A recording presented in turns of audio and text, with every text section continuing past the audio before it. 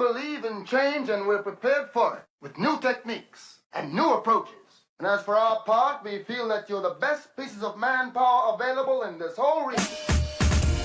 Let it go out there today, baby. 3, 2, 1. And once again, our mighty ship is back on course. Welcome to the Sports Talk with Devin Wade podcast. Oh! Mama, there goes that man. You the man. Ladies and gentlemen, star of our show. Welcome to another edition of the Sports Talk with Devin Wade podcast. So glad that you have joined us for this edition, anticipating a great conversation with our guy from Blessed Beats Media and Grand Imaging Podcast Studios. Maybe we can get him to advertise on this podcast. Well, we'll have to check on that. Talking about Marcus Sullivan, and a lot to talk about in the world of sports. But first and foremost, want to remind you guys to like, subscribe, share, tell your friends, your family. We also have a sports line, 832-941-6614, where you can call in anytime, 24 hours a day with a question, a rebuttal, a suggestion, your take on a given topic, any of those things. We certainly invite you to do so, and your call may just end up on one of the next podcasts. So also on the YouTube channel, at Devin Wade, for those of you who are viewing us, you can make sure you like and subscribe. And for all of those who are listening on Spotify or Apple Podcasts or wherever you listen to your podcast, SoundCloud, tune in. Please subscribe, like, and share. We certainly appreciate that. We want to sort of spread the wealth and extend this community around the conversations we have, because there's sports adjacent sometimes. And I think this show today will be a little bit about that. So with that, let's bring in Marcus. How are you? Good afternoon. Hey, brother, how you doing? I'm back. I'm glad. Yeah, enjoyed it. Fight for you to bring me back on. So, man, I'm happy to be here. So a couple things, man. And so you start off, we start off talking about one thing, right? And then you get me going down a rabbit hole. And then now I'm like, hold on, I got to show him this. And it's really specifically around two things, bourbon and boxing. But the boxing thing, I know you probably get random videos from me about boxing, right? So when you love boxing like I do, and you know the history and you see some of these great moments in boxing, I want to introduce you to those, because you are a present day boxing fan and I'm not. What do you think when you see some of the videos I send you? First, you don't love boxing. You love the history of boxing. The game has changed. The game has changed, man. The game has changed. That's I guess every video the business, the game ain't changed. The business changed. No, the sport has changed in the ring. Guys fight differently. I think maybe me sending you all of those videos or me making my argument over and over and over again, that it was just a different game. So who do you like? Who is that right there over your shoulder? So that is Joe Frazier knocking down Muhammad Ali in the fight of the century, right? So was it? Oh, yes, it was. So what I have come to understand, right? Okay. It's the biggest fight ever, right? You could make a case for Tooney and Gene Tooney and Jack Dempsey in the 20s or whatever, the 20s or the 30s, which they had over 100,000 in the arena for this, right? We'll go back and I'll have to go back on that one. That was big. You could talk about Max Schmeling and Joe Louis, which would think about this. It represented the Allies versus the Axis, right? This is, pre-World War II, right? This was a black man. Look, man, I'm telling you real talk. Whether this was huge, man. Because Max Schmeling was supposed to be the Aryan champion. I gotta jump in. Go ahead. It was huge. It was huge because there wasn't a lot of things in the world to do. So you're giving it credit when it didn't have nothing else to do in the world. But when you compare it, I won't even say modern day fights. I'll take you to the Tyson era. Well, you got a lot of things going on in the world and stuff to do, yet everybody was locked into this fight. That's when you So know it. what was okay? And I know the answer, but what was the biggest Mike Tyson must see fight? The biggest of his career? Tyson Holyfield, No, that's wrong. Tyson Lewis, No, that was at the Dutton, end of his career. He had already went to jail. He had already lost. Holmes, Spinks.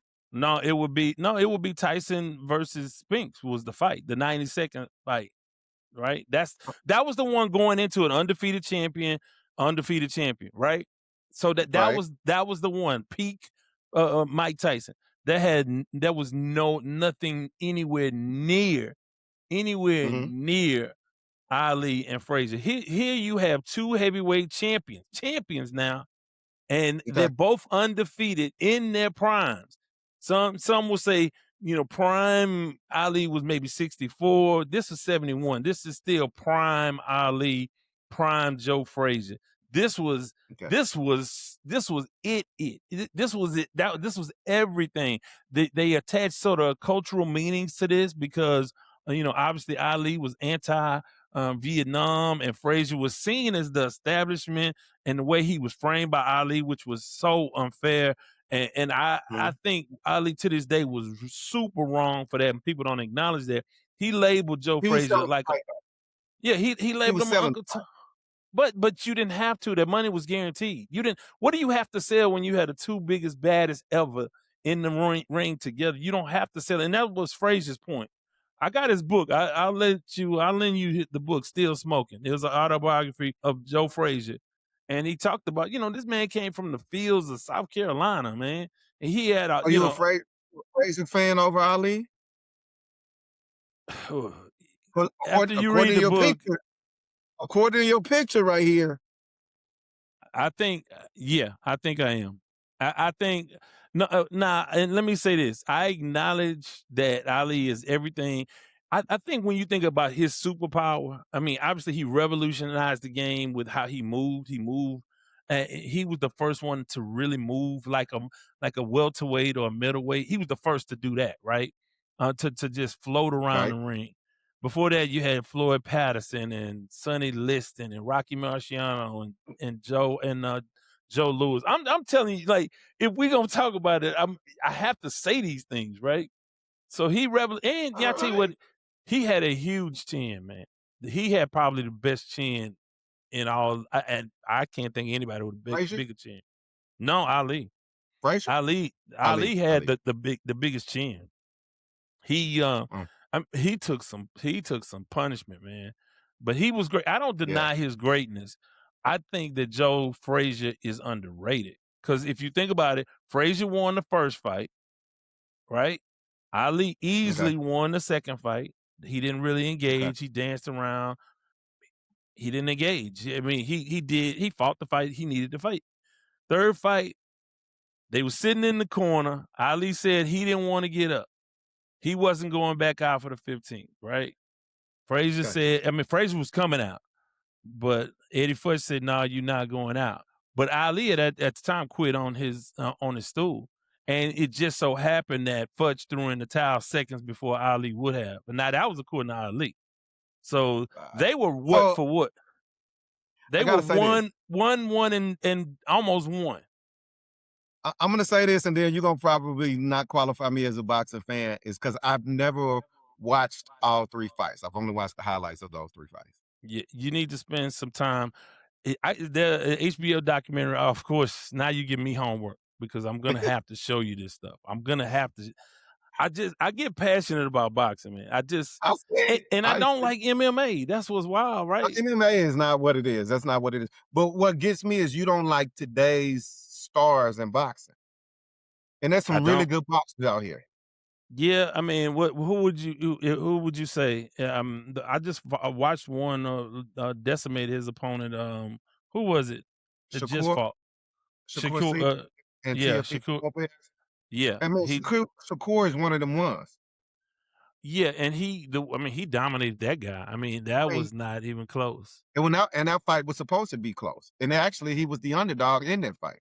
Now right? the You the got next Bud Crawford. You got some folks out there that are some really good fighters. well, Crawford is done now. He now Crawford is the one. If you want to talk about one, I think Crawford would have some action in the past, right? I And you think he wasn't a fan of the Mayweather era. I think Mayweather's grossly overrated. Grossly overrated. I mean, I can name a bunch of guys I don't think he could have beat. I don't think he could have beat Well, Aaron Pryor. I don't think he okay, could hold have on. beat Sugar Ray Leonard. None of that. Go Time ahead. out on flag. Time out on. I could throw a flag on that. what I what I'm not gonna let you do is say I don't think he could have won in the other era. That's what people do with Braun and going back to the 80s. And if this person was if Jerry West was today, no, you gotta say they the greatest from the era that they're in. You can't say because I don't think Floyd would beat Sugar Ray Leonard, right? It was a Right. different time, right? Right. And if fighting has changed, no, wasn't nobody they was in wars back then. Nobody's doing that today. That's just like in basketball. These dudes can take 9 steps and call it a gather and a hop and a pivot and you couldn't do that back then. So I'm not trying to hear somebody would be great in this era. And it was a different football, right? These receivers today would not dare run across the middle back in the day. Right. Now they run and you get too close to them. It's a flag and a fine. So I'm for sure as a DB not hitting nobody. Right. And the And quarterback can't get hit either. the I mean, you quarterback really can't get hit. And yeah. this is why you see a lot of one-handed catches. Man, you had alligator arms back in the day. Yeah. So I mean, no, you're right. I can't But let if you- we're having a discussion about the greatest of all time, and even in the lower weight classes, if you're gonna have that discussion, there are really comparable ways to have that discussion. Now, again, I think these guys don't have the appetite to eat punches, and Mayweather would say, I would imagine that, oh, he's being smart. The game is to hit and not be hit. that's boxing, and that's Except if you are fighting for money in front of judges, and you want to establish who in inserted their will, who dominated. And there were moments in those fights where everybody's equally skilled or close to being equally skilled, where you have to decide that I'm gonna do what I'll eat his to give, I'll take a couple of his to give you mine. you And like somebody to stand. You liked Hearns Hagler. You like that. but that's not the ultimate fight to me, right? I know. This is what boxing people say about the Shakurs and the Mayweathers. Oh, all you do is run, man. The name of the game is I need to hit you 10 times and get hit 2. Yeah, I don't like. So they call it the I don't sweet mind that, because look, you can say what you want, but like Sugar Ray Leonard was a crafty boxer. He did move. He did have ring generalship. But he was a slugger too. Well, he could, and that's what made him great. He could get in there and do it, right? He that was. I mean, it was a mentality, man. To be a champ, you got to beat the champ. You can't tap the champ and run around. But see, again, that's what y'all are getting fighting mixed up with boxing. But that's still. don't But get hit. it's not. Those are the rules of boxing. Don't get hit. But there's a level of strategy to it, right? It's skill. It's a skill set, and you going up against a guy, he got skills too. Both guys have skills. So that's, the point is, who is going to be the better man, right? It ain't just standing there punching each other. I mean, and That's what y'all want to see. No, No, not because when totally. somebody don't get hit, y'all say this fight is boring. I want to see a guy go out there and get it. Go get him. Now, Floyd has those fights. Like, I think the fight that I liked, I mean, there were a couple of them, but the Zab Judah fight I thought was really, really good. He outclassed Castillo. Yep. I think he was willing to go with him to that. But you go back and look at certain guys, man. Duran was a crafty fighter. It wasn't just I'm walking in there and I'm walking in the punches. You look at Sugar Ray versus Hearns, right? Yes. Hearns had that long reach, man, and Sugar Ray couldn't get inside to inflict his damage. So for several rounds, he ate it. His eye was closed. I mean, Right. but he knew he had to do that to get to where he wanted to get. The guys today would have ate a couple of them jabs and been like, well, it's not my night. This is true. Now you're right. The heart of a champion ain't what it used to be. You're right. Right. But So- again, it's different eras of boxing. And I was gonna say this, and this will be the last thing I say about boxing.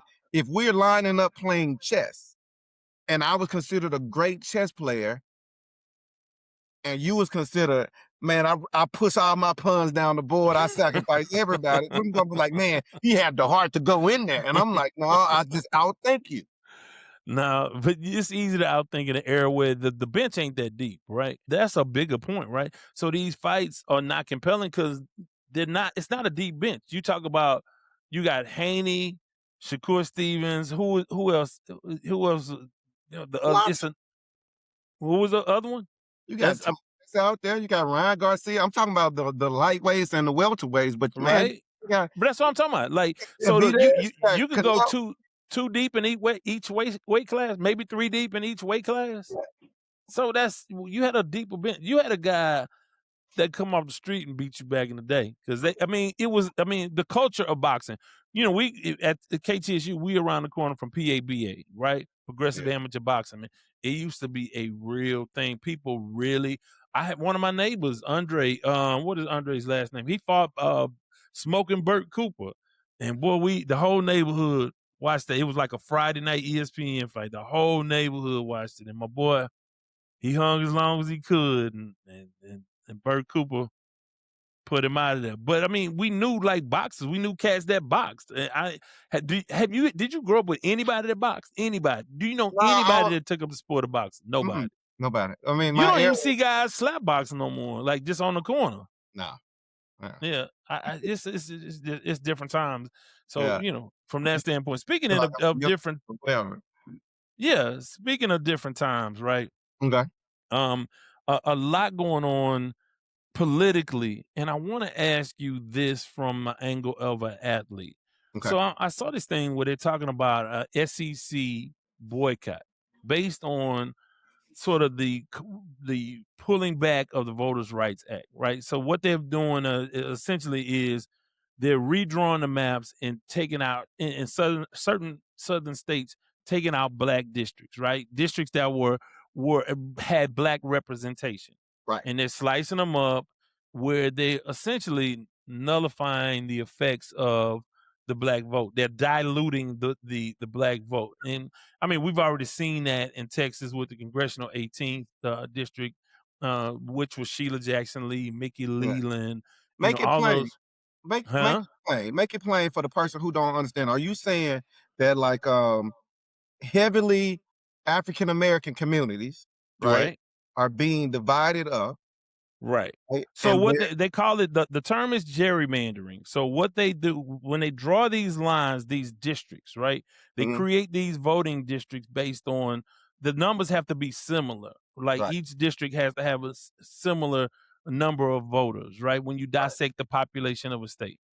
And there were areas that were dedicated to making sure there was black representation, right? Right. So you had districts where you had, Al Green and Sheila Jackson Lee. You had different parts where you were going to have a black representative. And that just was kind of the way it was.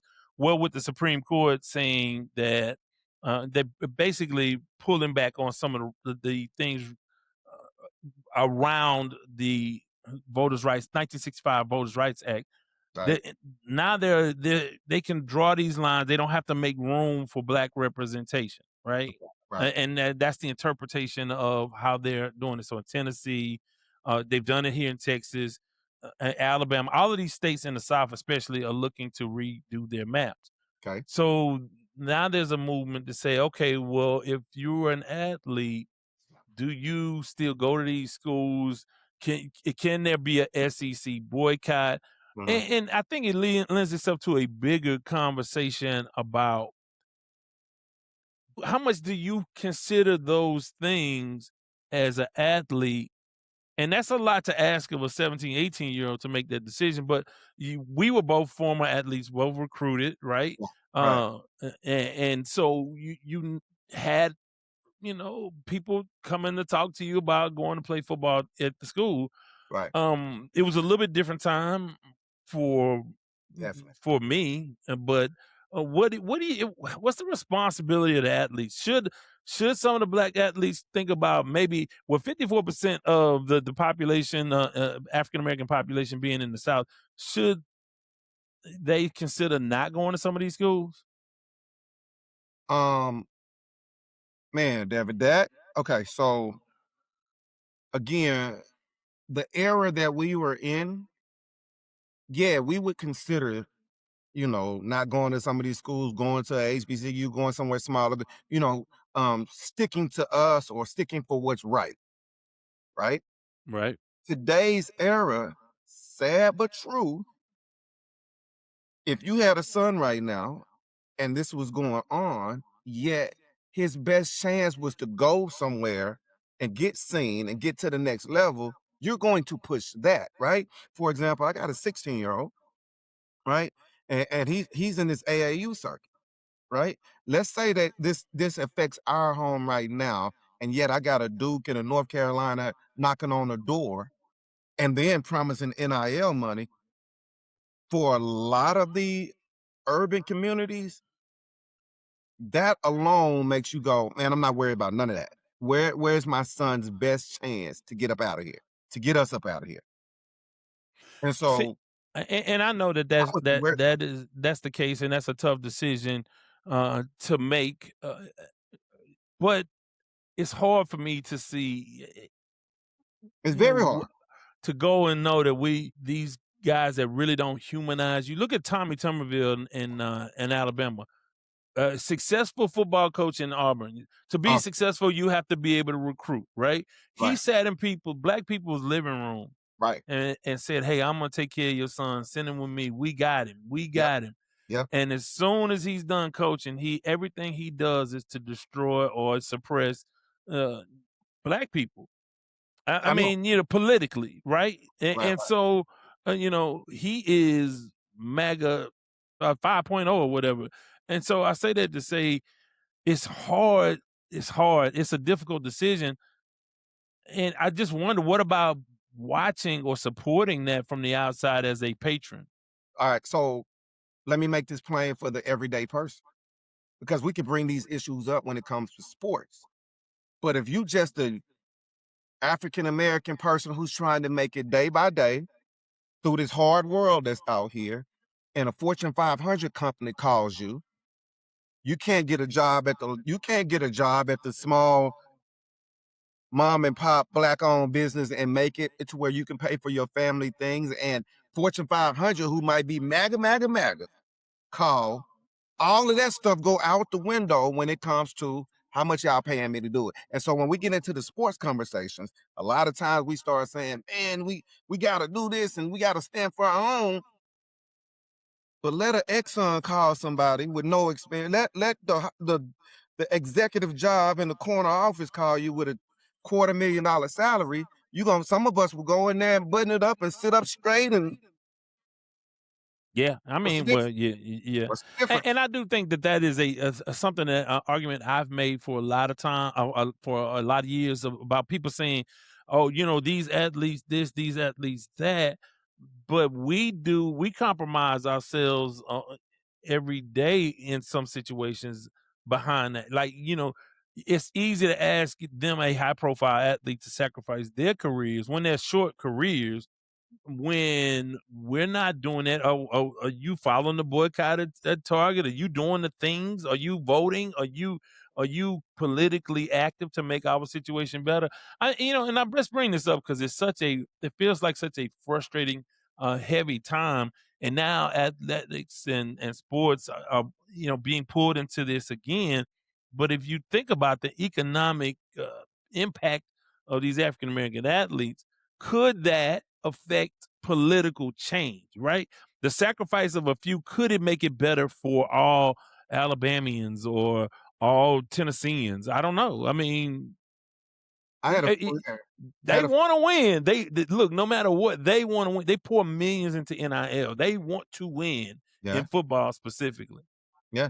I had a friend, and not to name no names, that played pro football, and when the NFL was doing the take a knee and boycotting and all of this stuff, I asked the question like, man, we can stop all of this if all the players just get together and just, man, we're not going for this, right?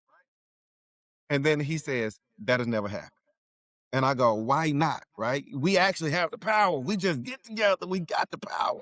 And he said, you're getting it confused with the people that got $100 million contracts and the player that's getting cut and moved around, and he trying to feed his family. He can do it. He can't do it. Right. And so with that being said, it's because if I go do it, there's another 6 foot, 185 guy that can run a 4.3 gonna take this job. Yeah. So well, and that's why the NFL's players union is like the weakest of them all, right? yeah, Baseball's the strongest, and yeah, that's the strongest. You're not doing a whole lot that the union don't. I mean, they will shut it down. They don't give a damn. But see, their careers are much longer. yeah. But what happens in NBA is like that too, because you have your elite, upper echelon, your top earners, your LeBrons, your Durants, those guys. They're not going to agree with the common player in the NBA. Yeah, basketball could do it because it's an individualized sport. We're paying to see LeBron, right? Well, And LeBron ain't trying to do that either. We're paying to see Steph. So if they wanted to get together and say, nah, we ain't playing, the league will have to change because people are paying to see Magic. Right. Right? Now, if they don't play, yeah, they can find another 6'3" dude, but they not finna be that guy. You see what I'm saying? In football, we covered up with helmets and, man, throw another number 84 on somebody. Hey, keep it moving. Can he catch the button? It's tough, but I think it's worth asking these questions. At what point, that is it. You talk about being impactful from just a social standpoint, an economic standpoint, a symbolism standpoint, cultural, all of those things. You look for ways that you can leverage how people have exploited the culture to improve conditions for everybody. If that makes sense. Obviously, we know for years and years they come in and bring these kids in, give them a scholarship, but they make hundreds of millions of dollars off of them, billions of dollars at this point now with all the new TV deals. Right. And these kids just get a scholarship, and if they get hurt, they and they end their careers, so be it. And so, but now it's changed a little bit with the NIL money. Right. But everybody's not going to get rich off of that. Some people will. Some people make good money, but they're still essentially getting paid less than pennies on the dollar for what they generate collectively. How do you leverage that and maybe improve things for everybody or make a statement? I don't know. And I like the way you're giving your take on it, but let me put the shoe on you, right? Right. If these same issues are coming up and you got a contract, you got an NIL deal, you got a sponsor, same political issues come up, what do you do? So, I think about all of this when I pose these questions. So the retort to some of that, right, is to say, okay, I'm going to take this money from these people that don't like me, and I'm going to weaponize the money that I make to still fight the good fight, but I'm going to fight with resources that they gave me. So you can think about it that way. I mean, what I'm not going to do, especially at this point in my life, I'm not going to change. I'm not going to change who I am. You won't see me Stephen A. Smith in the whole situation, right? I'm not going to, if I get to that point, you say, hey man, you're not the same. Like somebody needs to pull my coattail and say, wait a minute, what happened here? I would not. What Stephen A. Smith and Jason Whitlock do, I would never do. And I don't care what price you put on it. Man, I gotta live with me, man. It's no way I would do that. I feel you. Listen, I feel you, but I don't believe you, right? Go ahead. From the chairs that we sit in, and a lot of us in the barbershop, and we say, man, ain't no way I'll shook and job, man. If $100 million is on the table, damn it, and you listen, things change at that level, right? What I'm telling you right now, if I wanted If I wanted to go MAGA, don't you think I could make a whole lot more money right now? Right now, if I wanted to go MAGA right now, you don't think I would be some token that will be utilized by like they do so many other black media types? You're talking from the chair of this could happen if I do that. If you had a $9 million contract and you got a Lincoln sponsor and a Crest toothpaste sponsor and you got all of this stuff. Now you got family, wife, cousin, kids, lifestyle, depending on all of this success. This ain't just you no more. And you get on TV and say something, man, your mom is gonna call you and be like, what is you doing? Now you say something controversial and people start calling you Uncle Tom and all of that, and the bill's still getting paid. People will say, that's just my son take on it. I don't believe that. It sounds like a confession on your part that you would. No. We both know that there are things we could do to make more money. I'm not saying I would. Because you saying I would. I'm saying it ain't as easy. In fact, can I tell a real story? Go ahead. All right. So I'm the face of a radio station a couple years ago. Right? I'm equated to the $3.4 million that this station makes. This is George Floyd political unrest COVID season. I'm the only black face on the air with dreads and tattoos. Conservative everything. Right? George Floyd happens. You get all the corporations blacking out their social media page. You getting a video of the knee on the neck. And you got your people, every time you open your phone, crying and outrage. Yet I'm the face of this radio station. And I got to get on the air every day and give hope and inspiration because y'all paying me well to be the hope and inspiration guy. Meanwhile, I see the videos too, and I feel some type of way. And I hit the mic and I say, good morning, everybody. I have to bottle this up, the personal stuff, because one, I got a family to feed, and two, they ain't paying me to be emotional about what's going on. Do I want to be? Do I want to go on social media and be like, yo, that ain't right? That's what I feel. That's what I'm saying, Devin. It's easier. Okay, but here's the difference, right? Here's the difference. Right. We all had to do that at work, wherever we work.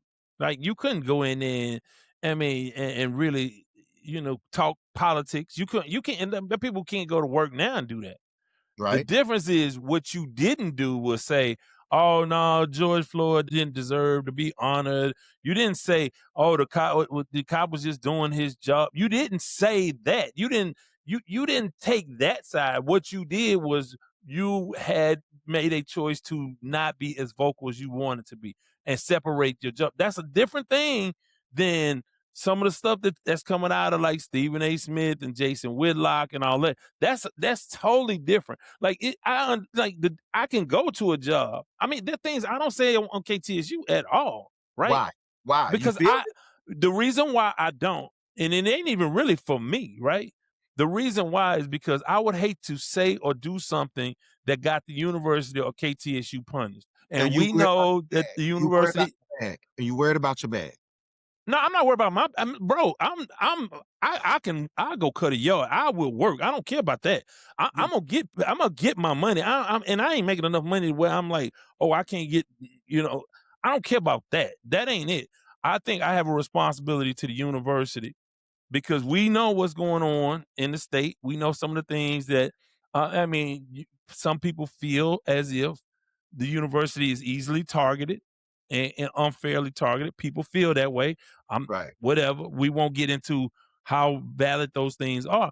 But if think about what we could say as a state institution on the radio at the state institution that could create problems for the school or create the problems for KT. You know it for a fact. And I would hate. I spent a lot of my life raising money and trying to do what I can for KTSU, I wouldn't just try to damage it because I got some shit on my mind that I got to get out.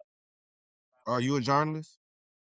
I am not a journalist currently. I have been. Oh, okay. Are you a journalist at heart? No, no. I am I provide commentary. Are you a I'm pundit? a pundit of sorts. Pundit at what you do, right? Right, You respect the craft, right? right. You here for the people, right? Well, I'm hit, yeah, for yeah, right. To get the Okay, yeah, information, right? all right. All right. Well, I mean, yeah, with the stuff that I do, it's infotainment, but more attainment than info. Okay, I'm gonna give you a great example to bring this thing in full, and I'm gonna put you in the hot seat on it, right? Right, I'm gonna talk in code, but everybody gonna know what we talk about. And if you don't know what I'm talking about, look in the comments. Somebody gonna actually write it, right? But there was a story that broke on our campus in sports that right, you said, "I'm not touching that." But right. if you, but you didn't want to touch it on the good side or the bad side. Out of, I can't mess up my situation by Well, talking about this. But a, what you did was you had to put your head in the sand and act like, but you are pundit. And so, dear person who don't know what's going on, Devin is not going to give you the information at all. I'm not going to. So, and this is what I will say to that. And I've had these discussions with my peers and co-hosts and all of those things. So, what our job is in that space is not to be a journalist. We're not independent journalists. We're not going to, we're there for one reason, to provide positive information for the institution, right? We're an extension. We're a marketing arm for that institution. So the job literally is to do what we can to uplift. Our job is not to break news. There are news outlets that do that. They are people who can host shows, but I'm not going to be on campus being critical of the university because You that's didn't have to simply be. not our role. That's not No, who we you are. didn't have to be critical. And see, I think that's what a lot of people think. If it's a bad story, I got to criticize it, especially if you don't agree. But where I disagree, and this going back to being the face of a station, I still got to tell you what's going on without giving you my opinion. If I told you, hey man, the store closed at 12, and I think it's jacked up that the store closed at 12, it's still my job to say, yeah, the store's closing at 12. Well, and again, we were prepared to address those things, right? We were prepared to say, because I didn't have any inside knowledge, right? I had no inside knowledge. And to this day, I don't. Right? I mean, we have a lot of conversations behind the scenes about what we think. But in reality, I mean, whatever's not public record that has not been disclosed in court records, I'm not privy to any of that. So I can't shed any light on that. And so See, if I I don't want you open to up say the that. airwaves to that, right? I don't All want I'm you to say opening, that. yeah, but I'm I don't want you saying to say that. I was prepared to say that. And so what okay, so what the plan was, right? And I talked to my co-host. I said, look, when this comes up, I am going to make a statement saying that we will not be commenting on this. It's ongoing. It's an ongoing legal situation, and we don't have any inside information, so we won't be commenting on it. But Never got one call about it. Never got one call about it. then you should have said, but if you follow me on the Devin Wade show, And I'm still not gonna, because it's real people involved, and that's a tough situation, right? That's a well, tough situation. that goes. I mean, I did that just to go back to how we should do it as athletes when stuff is politically going on, and it's no But see, different from. also, if you give me a choice of if everything is what for what, right? Say, okay, I can make 1.2 million here, I can make $900,000 here, I can make 1.7 here, but if I'm 1.7, I gotta be this way. If I'm 1.2, I'm more comfortable with it, and I can keep it all the way real at 700,000. If I have a choice, and they have choices now, right? It's not like if I don't go to SEC school, I'm not gonna make no bread, because you can go to the Big Ten, you can go to Ohio State and make bread, you can go to UCLA, USC, you can go other places around the country and get paid. You can go to Notre Dame. You don't have to go to the SEC, right? Okay. So there are choices. And so if all things are equal, do you make that a consideration at all? Just say if all the money is equal. Like say I can get 1.1 from Alabama, I can get 1.1 from Michigan State. Right. Well, then, yeah. I mean, I now, mean, now do you got you, choices. Now you got but choices, but then at the same time, if the money's the same, now I'm talking to my kid about exposure. The money the same. I can go to well, Wake exposure Forest. is I one can go thing we to know about this, the NFL, you expose in the NFL. As soon as you put on cleats, it ain't like the old days. Look, every SWAC game is televised somewhere, with not the- few exceptions, it's not right? the, it ain't the same. But I'm saying you ask a scout, and I know a couple of them. They There's already know. They there's know. scouts coming to some. Let me stop. No, but let me say this: they know who the ball players are. They know, bro. They know. Okay. That their single job, that this is the way they feed their family. This is the way they make billions of dollars as organizations, right? They know where the talent is. Now, They know. that's not to say that they may not miss on a guy, because they miss on guys that come out of the SEC and the Big Ten all the time, and the Big 12. They miss on those guys all the time, but they know No. who the guys are. Okay, they know who the star is. They're gonna probably miss on a nickel corner that could ball. Outside, and see, football is just like the Nigerian guy that's out there that never played a snap that got drafted, right? Football is different. You could be a freak of nature, right? But if you playing basketball and you scoring 40 points a game, your name is gonna come up. Then they're gonna say, "Oh, he didn't play nobody but Valley."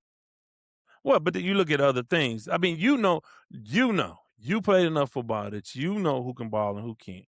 Because you're not looking at what they're doing against the opposition. You're also looking at footwork. You're looking at speed. You're looking at football IQ. You're looking at things, and you account for the lack of talent. But you say, okay, well, yeah, he's playing with guys against guys that don't have a lot of talent, but also he has a sub-rate defensive line. So if he a DB, his guys up front ain't getting no pressure.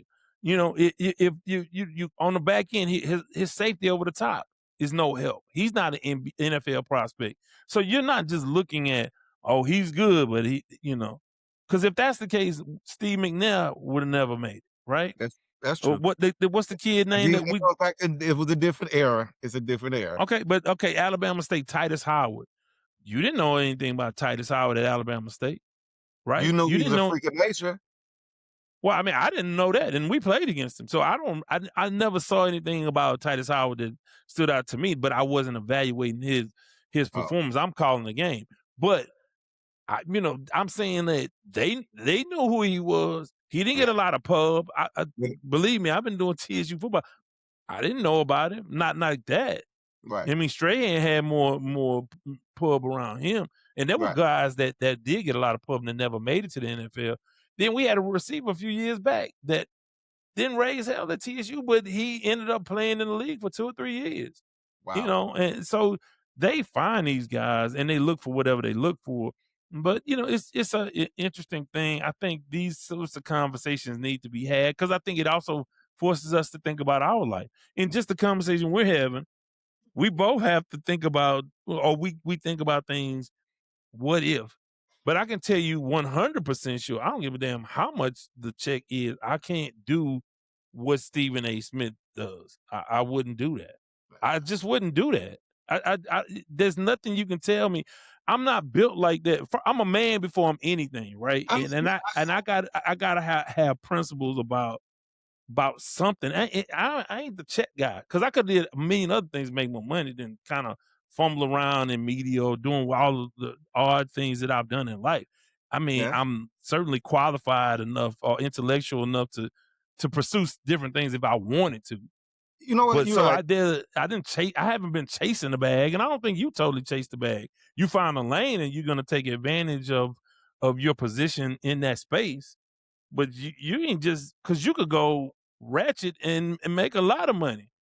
You right. If you wanted to. When we comparing it to the Stephen A's and the Jason Whitlocks, you're right, because they do what they do to draw the attention. Now, I wouldn't do that. I wouldn't be a court jester. You're right. But there are some things that you would do and would not do that's not of you when that money's on the line. Well, I would imagine so. I would be tested. You can test me today. If you know somebody, y'all want to test me, let's test me. But you also, like I said, I don't know, man. It's just not that important to me, especially at this point in life. Like Yeah. maybe in your youth, you chasing some fantasy. You're hungry, yeah. But things, yeah, we know enough now. Enough things don't make you happy. Money don't make you happy. Right. You know, the guy that had the best job in the entire world to me was Anthony Bourdain. Traveled the world, went all over the world. He look him up, made millions of dollars. You know, world famous. You know, and it wasn't enough. Now, again, I don't know what about his life, but I know that all of the privilege that he had didn't make him happy enough to stick around. So there's that. So, but I mean, you see before, that all the time too. You see that all the huh? time. You see that all the time. Money. Oh yeah. I mean, some of the richest, most miserable people, the most miserable people we know. I mean, right here in Houston, you just saw the story the other day with the guy. Oh man, the family. Whole family, and they own 2 restaurants, and they lived in River Oaks, and Award winning, yeah. it showed no signs of nothing, and you never know. never know. So speaking of personal, and we'll sort of wrap up on this topic, want to ask you about this Mike Vrabel thing. Does not seem to be going away, and a lot of people are thinking that he may be at a point where he can't keep that job. What do you think? I think he should not keep that job, right? Because you're a distraction to the organization. And if you, for those that don't know, he's the head coach of the Patriots, and the Patriots have a Patriots way, right? Or do they? Well, I mean, you remember the Robert Kraft story. To the owner. I mean, right? I can go back, do your Googles, right? But the Patriots have, they're known for their ways, but the Patriots also have their guys that's Patriot guys, and Vrabel is one of those guys. So I think okay. If he was your coach, would that be a distraction for you as a player? Because I think that's overrated, that part. I mean, you played for Kim Helton, right? Yeah. Whatever went on with him, other than the fact that he might get fired, that was the only thing that was a distraction. But does he? Okay, if I'm a player, do I want him to stick around? Right. If I'm a player, yeah, because man, listen, you just went to the Super Bowl. I'm gonna say, listen, that's one chink in the whole chain that is going on, right? I'm almost sure I would be, if I was a betting man, I would say more of that is going on in the same franchise. He has just got spotlighted. He just got caught. Right. Dude, when let's go back summer 25, and the CEO was at the Coldplay concert with the food. Right. Right. I'm sure when that story broke, Vrabel and the reporter chick saw that story. It was like, wow, that's wow. I can't believe it. Somebody right now is watching Vrabel's story that's living that right now. And so if I'm a player, no. But if I'm an organization and it's messing up the money and it's messing up stuff. Is it messing up the money? That's the question. Not yet. Until kickoff starts and it's 1,000 people outside saying cheater. You know what I'm saying? Long as they're not season ticket holders, I wouldn't give a care. I wouldn't give a damn. You know what I mean? People are losing sponsors. Chick-fil-A don't want to sponsor you. You might want to bleep that out. Don't want to sponsor you no more because they're a Christian. This company here don't want to put a logo on you no more because, but like, it ain't a problem now. But just think about it. If that's a story now, wait to kickoff. Wait to a day before. So this is what I would do if I'm him, right? Okay. This will quiet all of that. Because now it's leaking out more and more that this went on longer and longer, 6 years, 5 years, whatever. When she was 7 months pregnant, this all is just dribbling out one after one, right? What? Okay. How many years? Well, the kiss was at 2020, was it? Is that right? The kissing in the bar, and they both married, right? Mm-hmm. And they've been going in for this relationship. This ain't no junk. This is a relationship. So that's what he should say. He should come out and say, "Look, I fell in love. I know it was wrong. I'm in love." You put that out there, all of the women are like, "Oh, He love was with her for happens." 6 years. Got people married I on would have this. been like, "Look, I don't know how this happened, but it happened. We fell in love." You almost have to treat it like, "Hey, this was bigger than me. This was Yeah. no, regardless of how he felt, that he should fall on the sword and be like, hey, I fell in love with her. She, Okay. Flip the script. Right, Let's take it off of Vrabel and put it on her. right, She's married too. right. She's obviously not catching as much heat in the public like he is. Well, she resigned her job, so she lost her gig. Right? I mean, yeah, she lost her job. But here's the difference, right? Go ahead, I'll tell you the difference. But go She ahead. had a baby, right? She did. And the baby's name is Michael. But here's the thing: her brother's name Michael, I think, is what they said. that And don't matter. so, That don't matter. oh, I know. If I'm the husband, it's smoke in the city. We got a problem. We got to.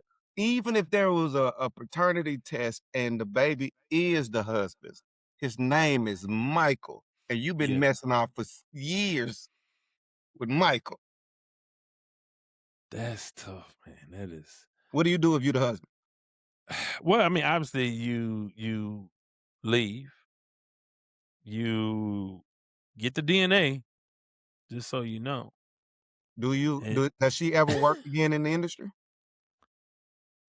I think so. I think and I'm gonna tell you why. Maybe not doing what she was doing. She'll have a media career, and I'm gonna tell you why. Right? Yeah. Go ahead. She can. She can, simply because what trumps everything in this industry? Popularity and being known, right? Like popularity trumps everything, right? Yeah. She can't do what she was doing in the NFL. No, she cannot do that. But if she dropped a podcast tomorrow, I would watch it. I would too. Now she can't get it. But the question was, could she work it? Could she get a job again? No, because she can't report on anything without somebody saying, "Well, what about?" Right, and that's why she. And see, this is what people don't understand. They saying, "Well, why she lose her job and he didn't?" Well, what he does is not affected by that. What she does as a insider, her credibility is tremendously affected. Right, Right. tremendously affected. So I say that to say, I think when you think about crisis management, Yeah. you have some Olivia Popes out here that can fix this whole thing, man. Oh, he shouldn't lose his job. And I need to hear your. I don't think he should lose his job. No, I don't think. Now, here's the caveat to that, though.